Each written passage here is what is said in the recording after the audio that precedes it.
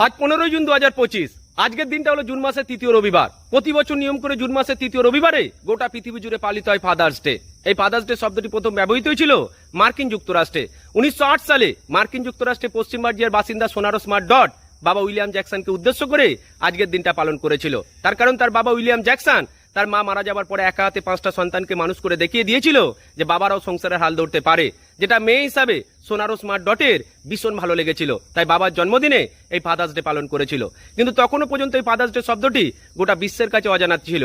তাই পরবর্তী সময় 1972 খ্রিস্টাব্দে মার্কিন যুক্তরাষ্ট্রের প্রেসিডেন্ট নিক্সন মার্কিন সংসদে এই ফাদার্স ডে বিলটি পাস করেন।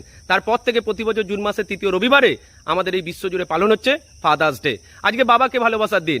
মা শব্দটার মধ্যে রয়েছে গভীর ভালোবাসা, আর বাবা শব্দটার মধ্যে রয়েছে দীর্ঘ সময়ের পরিশ্রম আর ত্যাগ। দেখবে বাবা যদি বেঁচে থাকে তাহলে দুনিয়া তোমার কাছে সুন্দর হবে। বাবা মারা যাওয়ার পরে তুমি বুঝতে পারবে পাশের বাড়ির মানুষগুলো তোমার দিকে কেমন করে তাকিয়ে আছে। এটাই সত্যি। বাবা হলে পৃথিবীর এমন একটা ছাতা, যে ছাতায় শুধুমাত্র জল আর বৃষ্টি আটকায় না, জীবনের দুঃখ কষ্ট আটকাতে পারে। আমি পৃথিবীর সবচেয়ে বড় হতভাগা। ছোটবেলায় বাবাকে হারিয়েছি। আমি জানি না বাবা কোথায় আছে, তবে বাবা তুমি যেখানেই থাকো ভালো থেকো। পৃথিবীর সমস্ত বাবাকে আজকের দিনে আমার প্রণাম। ভালো থাকবেন সকলে।